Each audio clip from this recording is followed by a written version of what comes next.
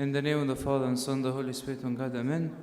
We have been studying the life of Samuel the prophet, and then now we're seeing there's a change that's happening from the age of prophecy or prophets.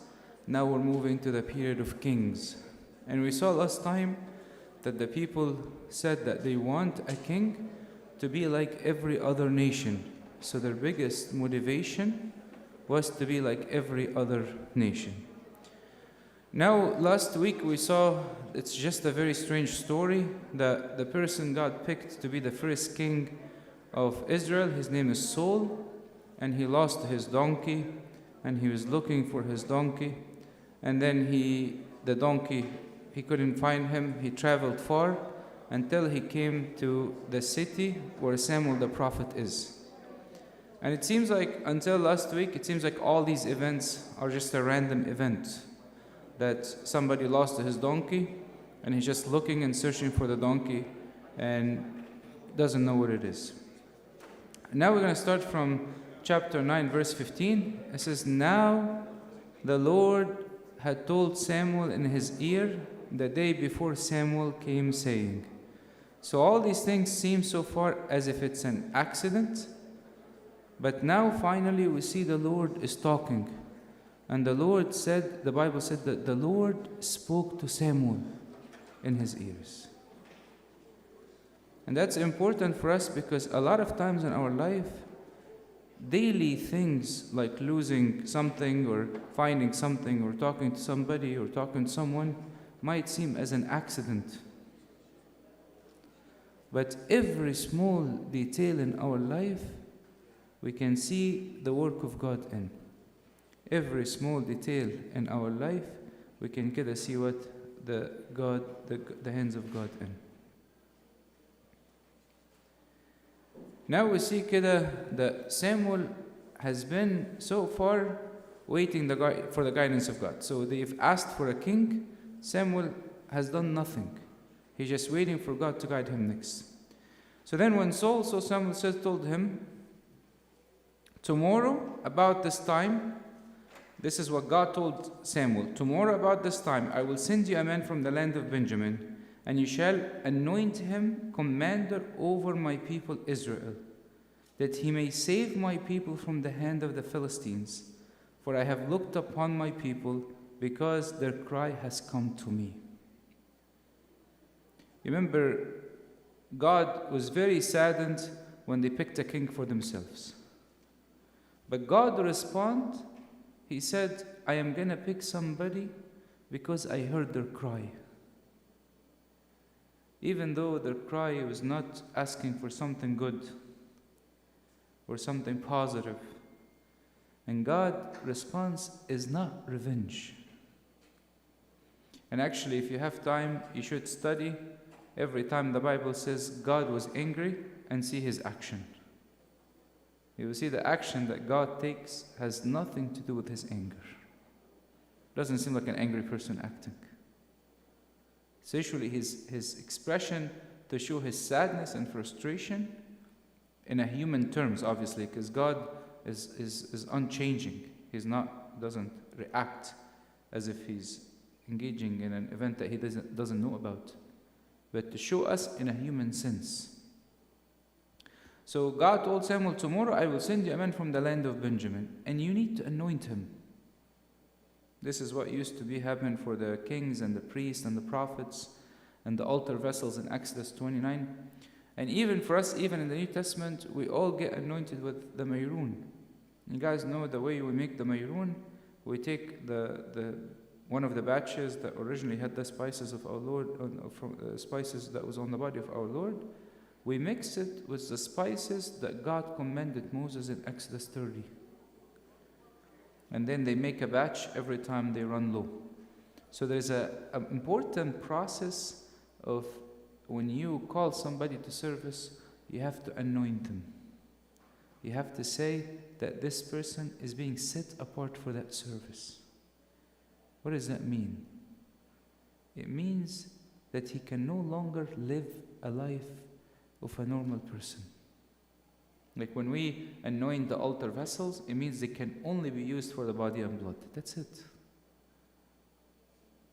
When you get consecrated to God, it means like all my thoughts, all my feelings, everything I want to have for God.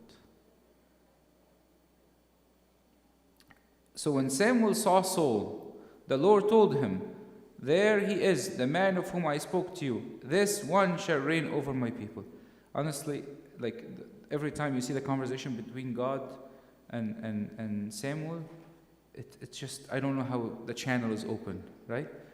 All the time God tells him and he responds. God tells him and he responds. Even if people are present, people are not present, there's an open channel that's happening. And you see this commonly even with some of the saints in the church, like Masan Abu Fanus. When you go visit him, he can tell you something and there's a connection, a mystery that we don't understand. A mystery that we don't understand. Then Saul drew near to Samuel in the gate and said, "Please tell me, where is the seer's house?" So Saul came to Samuel. Imagine, all of this seems like an accident. He's telling Samuel, where is the prophet? Where is his house? Saul doesn't even know the name of the prophet. Where is the seer's house? And he met him obviously at the gate, and the gate is I don't want you to think of the gate as a door. The gate is a marketplace, the courtroom. It's the busy place. This is where people buy and talk and trade. It's an important place. So Samuel answered Saul and said, "I am the seer. Go up before me to the high place, for you shall eat with me today, and tomorrow I will let you go, and I will tell you all that is in your heart." Imagine the moment that Samuel told Saul, "I am the seer, I am the prophet." I'm sure he had in his mind already a lot of reverence for him, because his servant told him that the seer can tell you everything that's in your heart. The seer can tell you everything that is in your heart. So when Samuel saw him and told him, "I am the seer," I'm sure a bit of him was scared. Reverence. And Samuel told him, "I'm going to tell you everything that's in your heart." Most likely, Saul had some political matters in his heart. Most likely he was concerned about what's happening in the political life in Israel. And Samuel told him, "I'm going to sit together. I'm going to tell you about what's in your heart and how we're going to solve it. But as for your donkey that were lost 3 days ago, do not be anxious about them, for they have been found, and in whom is all the desire of Israel? Is it not on you and all your father's house?" So Samuel told Saul, "Don't worry about the donkey. Somebody already found it." But told him something interesting. Told him, "To whom all the house of Israel longing?" People desiring a king. You are the king they are desiring. Saul is becoming the focus and the hope of Israel. Instead of their hope and focus was God, now Saul is the focus and the hope. And that happens a lot in people's life when they ordain a king over themselves. And Saul answered and said, "Am I not a Benjamite, the smallest of the tribes of Israel, and my family the least of all the families of the tribe of Benjamin? Why then do you speak like this to me?" Saul was like, "You're telling me that all the hope of Israel is in me?" Seems like Saul started to feel, what is this guy talking about? Does he talk about the fact that, does he mean I'm going to be a king? Do I play an important political role in the upcoming period? And he's telling him, "Am I not Benjaminite from the smallest tribe of Israel?" If you guys remember in the book of Judges, chapter 19 and 20, the tribe of Benjamin committed a sin, and all the rest of the tribes came and fought it. So actually, the tribe of Benjamin became the smallest tribe out of all the tribes. So he's telling him, "Am I one from the least tribes, from the least families?" I mean, Saul's father was a decently, connected man within his tribe. But overall, Saul felt that he is nobody. Tell you guys something. When I was reading this passage, I thought that God gives each one of us in our life reasons for humility. I mean, there is the ultimate reason is that we are made out of dust and we're going to be dust. But sometimes we forget. For God gives each person a reason for humility. A family, maybe that's not like Saul's family, that's not as famous or rich or well known, a health issue, a challenge. He gives us all, not a social, He gives us all reason for humility. Saul felt humbled by his family. And that's also important sometimes. When I stand in front of God, I tell him, God, Anta, you remember me, and where do I come from? Who do I know? With great humility, Saul have responded. Now Samuel took Saul and his servant and brought them into the hall and had them sit in a place of honor among those who were invited. There were about 30 persons. So Samuel did something interesting. He took Saul and his servant. They had a meal, it looks like in the upper room, and he put them in a place of honor. This is Saul, who was like a young kid, who is from a very poor tribe.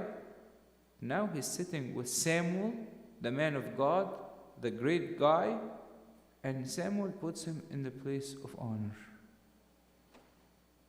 He went to look for a donkey, find himself sitting at the head of the table with the high priest.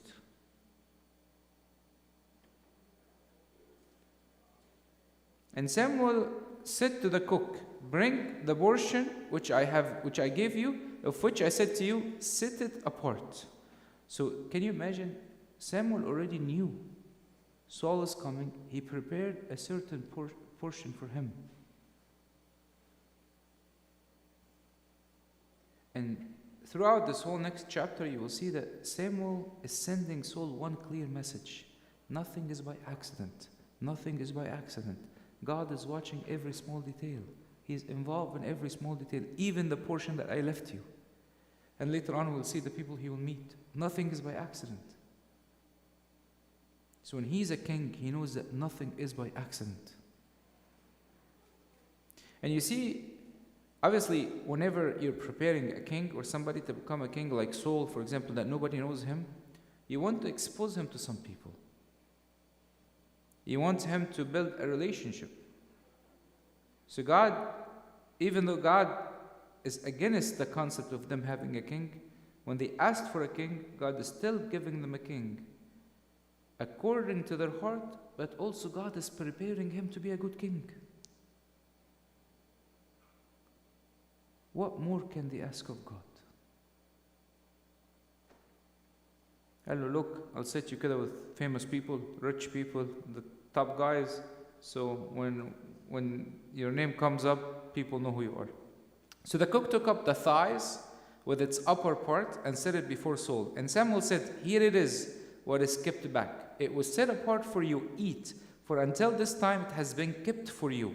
Since I said I invited the people, so Saul ate with Samuel. By the way, the thighs were the portion of the high priest. You will see it in Exodus 29:27. He told him, I invited people specifically for you. Probably the nobles of the region that represented the people. God continued to set Saul for success and continues to show him how special he is to God. He makes him participate in the food of the high priest and tells him, I prepared this meal before you come. And when they had come down from the high place into the city, Samuel spoke with Saul on the top of the house. This is a beautiful scene. As they came down, Samuel took Saul on the side. and he started discipling him. He probably, in my imagination, he probably went through the requirements of the law to have a king. You guys remember we talked about it last time, that you should write the law, you should not have horses, you should not have multiple wives, be careful from that, be careful from this. It's important to give people an instruction before they serve. One of the things that we see now, when people want to get ordained deacons, what happens? A bishop is coming, let's see who wants to get ordained, and we ordain them. But people don't sit with them and give them the instruction. What is the requirement for you to be in that rank? What does it mean to be ognostos? How often should you read the Bible? Ognostos means that you should be able to interpret the Bible. Do you know your responsibility? Or it's something we do just for a nice photo and just a nice post? So here, Samuel is giving Saul instruction. And after giving them instruction, look verse 26, they rose early, and it was about dawn, about the dawning of the day, that Samuel called to Saul on the top of the house, saying, "Get up, that I may send you on your way." And Saul arose, and both of them went outside, he and Samuel. It's almost like they couldn't sleep.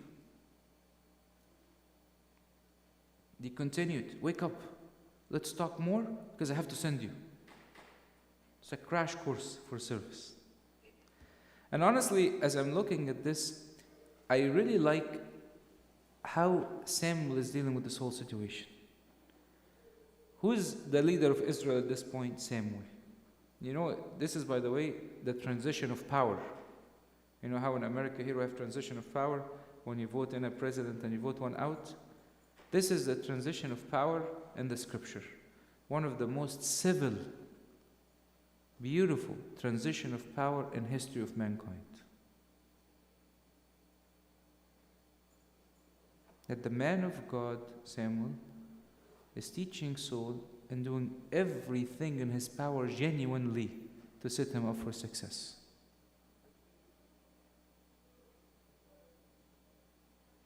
Saul is naive, doesn't know anything. Samuel could give him a wrong advice, he's ruined. That's important for us when I am mentoring somebody or I'm working with somebody, that I have to be faithful. Even if I have to step over my human desire and anxiety that I don't want people to know what I know. As they were going down to the outskirts of the city, Samuel said to Saul, "Tell the servants to go on ahead of us." And he went on, "But you stand here a while, that I may announce to you the word of God." Samuel told Saul, "Look, you're too attached to your servant, let him go, because I want to talk to you about something private." And that's important because not every teaching is fit for everyone. Some people cannot handle certain teaching.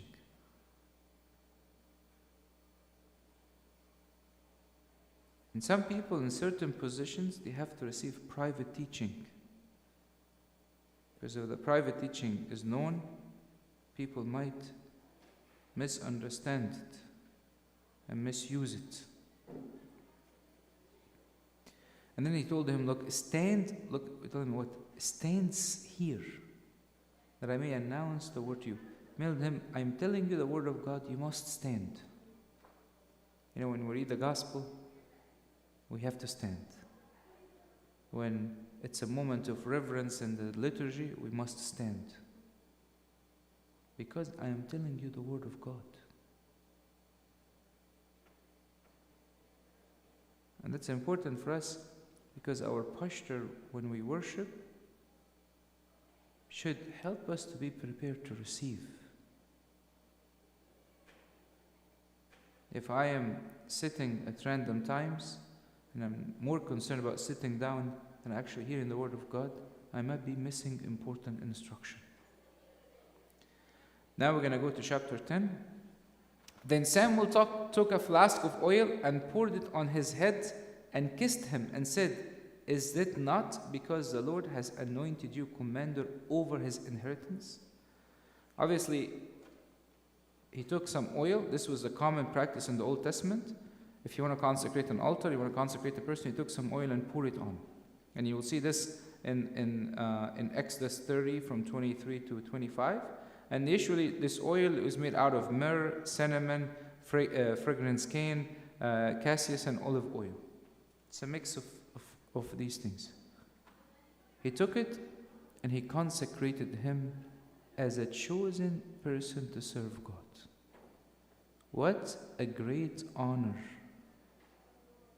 to be chosen to serve God. I'll tell you guys honestly from my heart, it breaks my heart sometimes to see servants in the church serving God and they don't feel their call. Do you know you're called or not? Do you believe you're called or not? Is this happening by accident? Is just the byproduct of the process in the church? Or do I feel an actual calling? And what a great honor for me to be called. To be called a Christian, to be called Orthodox, to be called in the Coptic Church, to be called a servant. Wow.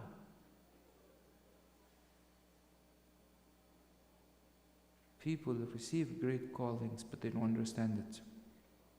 And after this, Samuel kissed him. It's an act of love or an act of sealing the promises that God has given him. And honestly, kissing him is not really a part of the ordination process. But it seems like Samuel, because he loved Saul. Saul is the one who's going to take over him. He loved him so much that when he ordained him, he kissed him. Out of the abundance of his loving heart, he loved the person who's going to take over him, his position. Some people say, when the Bible said the Lord has anointed you commander over his inheritance, some people say that the inheritance really refers to the land, but God continues to rule over the hearts of the people. And this is true. The king of Israel would only be a king who rules over the people, structure, organization, wars, but he never rules on the hearts of people. Now, if you were Saul at this point, you might say, okay, this is really nice. I met Samuel. He told me I'm going to be a king. I got some instruction. He blessed me with the oil. But nobody knows I'm going to be a king. How useful is that? That's really, where are we going to go from there? And I think it's important to understand a very important idea, is that a lot of times when God prepares us for a specific grace to serve in a certain way, sometimes that grace becomes clear for us personally for some time, that we may become more dedicated and more interactive with it before other people know and before the next step comes. God, for example, is preparing you to get married. That's a grace.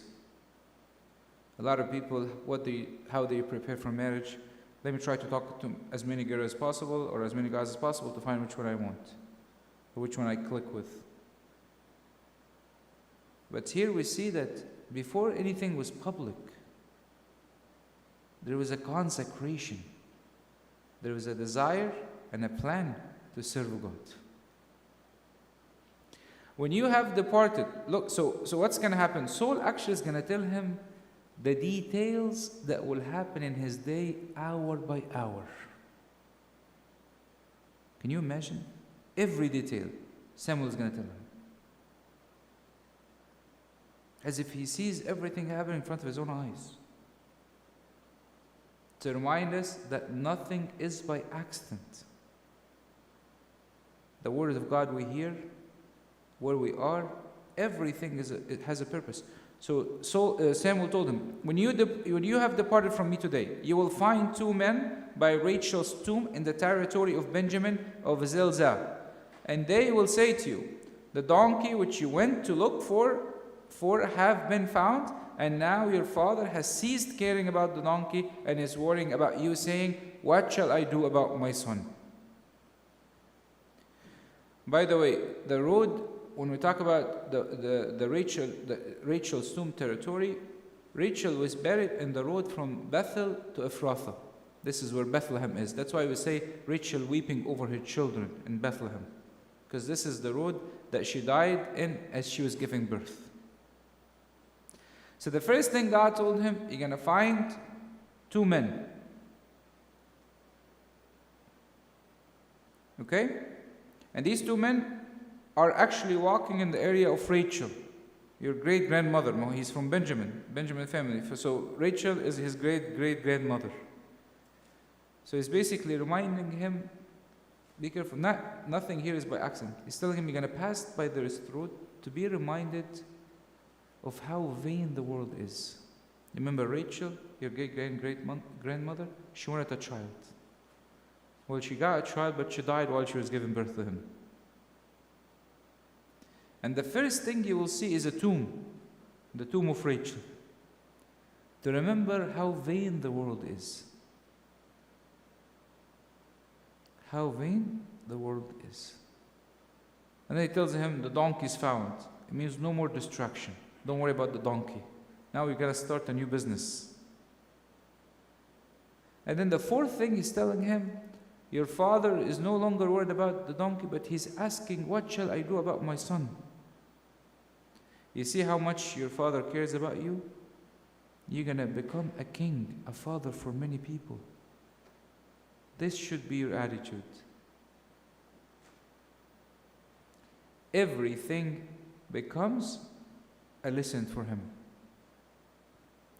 Then you shall go forward from here and come to the terebinth tree of Tabor. There 3 men going up to God at Bethel will meet you. One carrying 3 young goats, another carrying 3 loaves of bread, another carrying a skin of wine, and they will greet you and give you 2 loaves of bread, which you shall receive from their hands. Obviously, the 3 goats are used for the Old Testament sacrifice. Bread and wine are used for the New Testament sacrifice, the body and blood. And he's telling him, they are not going to offer him goats, because goats are used for worship. He's not a priest. He has no authority to slaughter animals. He told him, you're going to go by the oak of Tabor. Oak of Tabor, this is a type of wood, and it's usually related to a place of worship. You will see this in Genesis, for example, 12:6, Judges 9:37. So he's going to tell him, you're going to see men, and these men are almost going in the way of pilgrimage. They're going for a spiritual retreat. They're going up to spend time with God. You will see people going to have a spiritual retreat. And on their way, they will give you 2 bread. Why 2 bread? Because it's him and his servant. From day 1, he learns to practice love and sharing. 1 for me, 1 for his servants. And by the way, this is common, and you see this even in the New Testament. When you work with God, God allows you to eat with his food, from his food.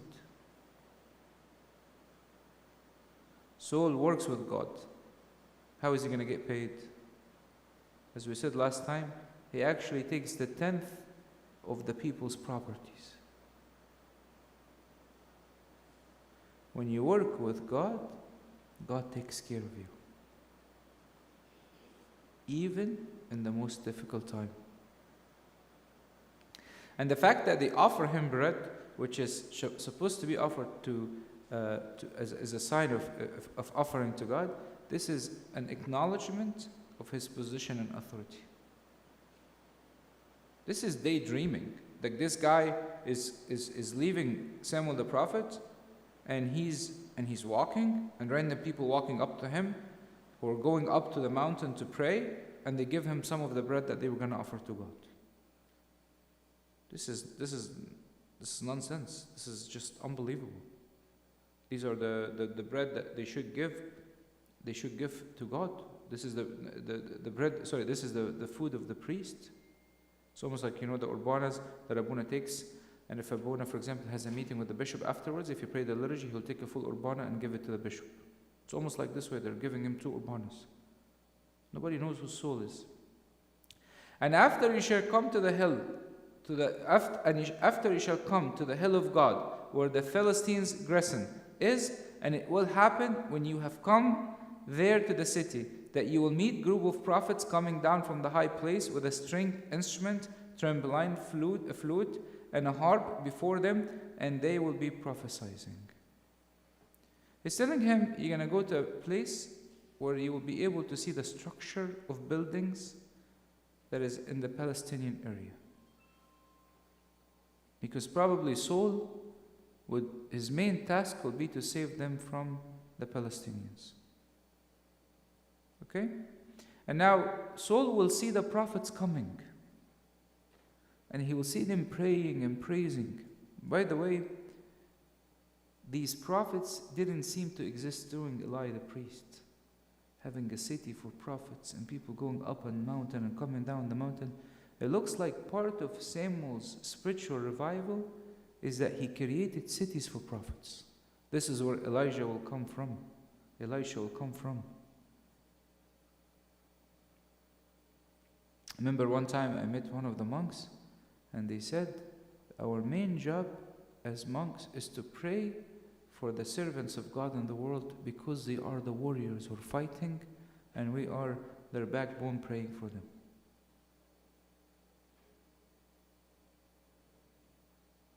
So they created a city only for prayer, for worship. Imagine Saul, who didn't even know the name of Samuel. Now once he started serving with God, he sees things. Wow. Now we're going to start see people prophesying. Is that going to stop here? No, look. Then the Spirit of the Lord will come upon you, and you will prophesy with them and be turned into another man. Wow. Be careful. Saul already received the Holy Spirit. When Samuel anointed him with the oil, he already received the Holy Spirit. But there's a difference between receiving the Holy Spirit and being filled with the Holy Spirit. Here, Samuel is telling him that you not only receive the Holy Spirit, that you're going to experience what it means to be full of the Spirit. What's going to happen? That you will have a beautiful experience. You will be prophesying with the prophets. You'll be prophesying with the prophets. God takes ordinary people and makes them fit for the service. God takes people who don't know anything. They don't even know the name of the prophet. They don't know the right from the left. And God says, I will make you serve. This is how we all feel.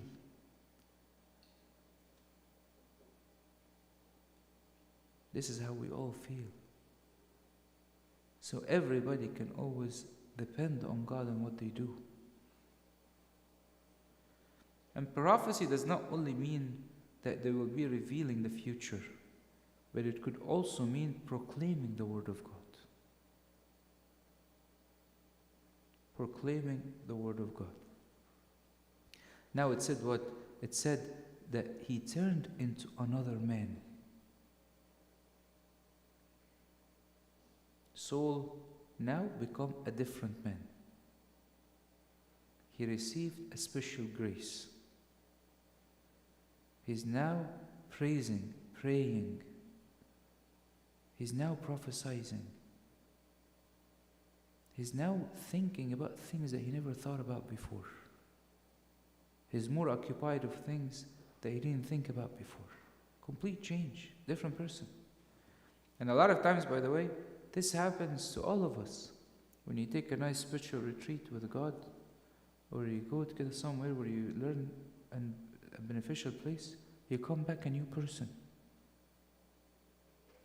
And let it be, when these signs come to you, that you do not, so that you do as the occasion demands, for God is with you. You see what Samuel told him? Told him, when the Spirit comes upon you, let the Spirit move you freely. There is a part of soul that must be discipled and responding to the Spirit. And what it means, for example, you're with a group, and we're all praying and we're all singing, and you feel like you want to pray and you want to sing, but instead of participating, you keep watching what people are doing. Respond with the Spirit. Respond with the voice of God. Why are you a spectator? Why are you watching? People are praying. It's a place for worship. You should pray. God tried to move you and you don't want to move. Tell you, sometimes a deacon serve on the altar, he's standing like stiff. Move. Interact. For the Bible is saying, allow the Spirit to work. Don't be resistant. You shall go down before me to Gilgal, and surely I will come down to you to offer burnt offering and make sacrifice of peace offering. 7 days you shall wait till I come to you and show you what you should do. Now, Samuel gives him another appointment. He tells him, you're going to go and you're going to wait for me 7 days. The peace offering, it's almost like a fellowship offering. It was burnt, and the rest was eaten by the worshippers. So that's why we call it a fellowship offering. It's supposed to be an act of peace or reconciliation with God. So God is picking a king for them, and they're telling God, please forgive us, almost for way we have disobeyed you. We're going to pick a king, and they're trying to make peace with God. If you actually look at the Septuagint translation, it doesn't tell him, wait, it's almost telling him, do nothing. Don't tell anybody. Spend time with God. You're going to need it. 7 days where you and God alone, prepare yourself to serve. And by the way, this should have been Saul's footprint in life, and should be all our footprint in life. Is every once in a while, I need to take time alone with God. Alone. Enough of the prayer that I pray in front of people all the time. I need to be tested and examined and washed and proven in my bedroom alone with God. So it was when he turned his back to go from Samuel, just he turned aside, that God gave him another heart, and all the sign came to pass that day. You see, Saul has a beautiful quality so far. He didn't ask any questions. He didn't object to anything. Very simple, very submissive. Very simple, very submissive. I'm going to go down, yes. Wait, yes. Eat, yes. He hasn't asked him a question. When are you going to tell people I'm going to king? Watch? Nothing. Nothing.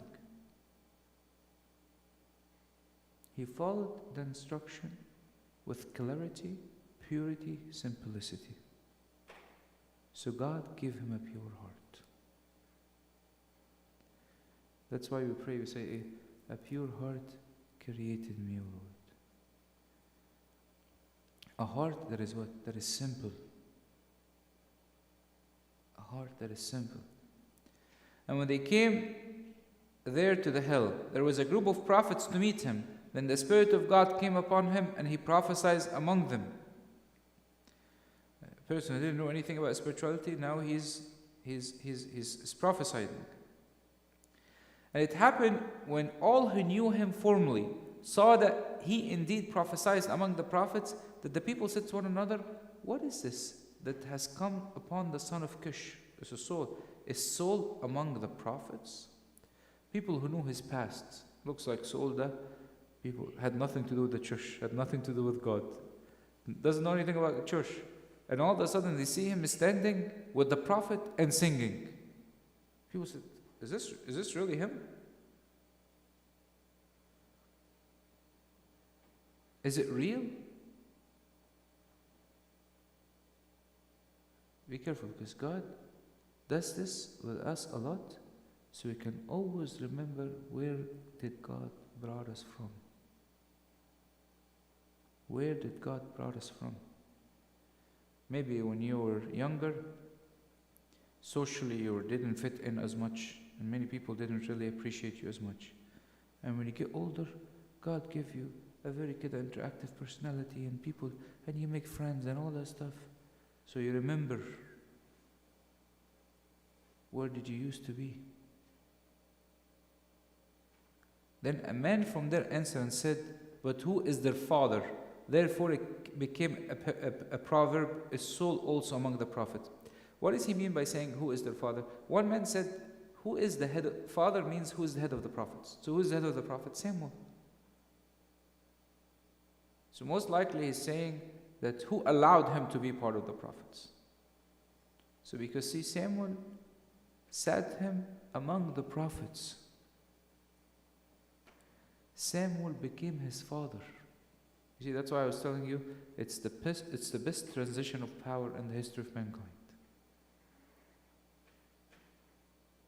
He gave him the means to be a spiritual leader, and give him the means to know the spiritual people, so he can always go back to them and be discipled by them and learn from them. It's not like, let me keep my connections away from you, you're going to be a king and I don't want to deal with you. Not at all. To the point it became a joke. You know, when people joke about each other, they were joking about Saul. Is Saul among the prophets now? Did you believe this? This is what's going in town. Saul is now among the prophets.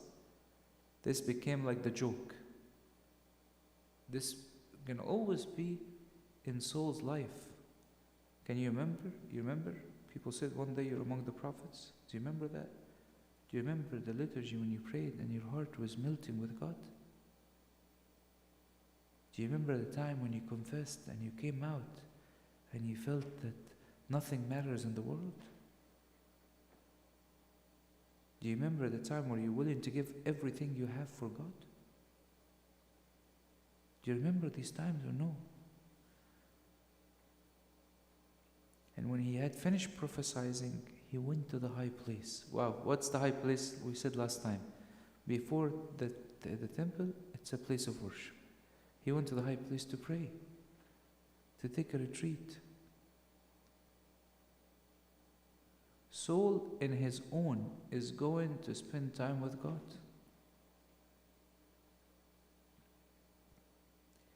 It's amazing how when people spend time in a spiritual environment, they want more.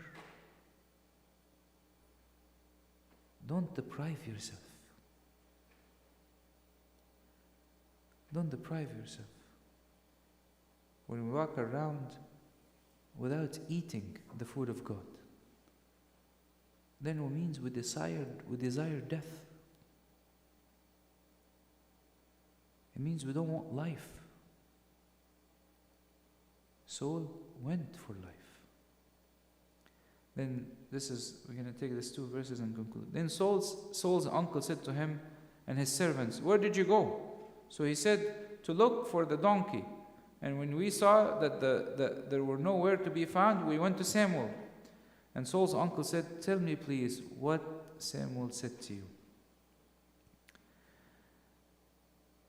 It seems like Saul's uncle was the head of the family, the leader of the family. That's why it doesn't say his father was asking about him. His uncle came, because when he came late and the matter became urgent, now he has to go to the head of the family. So he told him, his uncle, once he heard that Saul met with Samuel, he was no longer interested about the donkey or where Saul was. He told him, "What did Samuel tell you?" To show you how excited people to hear from Samuel. How important Samuel was. And even he is a man of God. and he's accessible, and people can go talk to him and spend time with him. But sometimes people do not invest in spending time with the people of God. People spend thousands of dollars to go on vacations to all over the world. So how many people spend money to go, for example, to holy places to meet holy people? Or to try to spend time with God? It becomes a curiosity, but not a seeking heart. But not a seeking heart. So Saul told his uncle, he told us plainly that the donkeys have been found, but about the matter of the kingdom, he did not tell him what Samuel had said. So Saul did something very beautiful. He told us that the donkey was found, but he did not want to reveal to him the secret that Samuel has told him. Why? Because Samuel already told him not to tell anybody. He already told him, let your servant go, because I want to talk to you privately. Some things in our spiritual life must be maintained confidential. Must be maintained confidential. And think about it, if Saul would have told his uncle that I'm going to become a king, what's going to happen? Either his uncle would belittle him and joke and laugh, or his uncle might rush and go tell people and make announcement, and people might become angry and rebel against him and reject him as a king. So it's in the wisdom of God that certain things happen at the right time. Some things must be said by the right people at the right time. Some things must be said by the right people at the right time. If we go and rush and say certain news in our own, it might actually backlash and cause issues. And that's why Saint Mary was great in her humility and obedience, because she was able to keep these secrets in her heart. People who cannot keep secrets, anything right away they say. A lot of times it's a reflection of pride. A reflection of lack of self-control. So Saul was humbled after a new heart, after spiritual experience, and now he even gained wisdom. He knew when to speak and when to talk. And glory be to God forever and ever. Amen.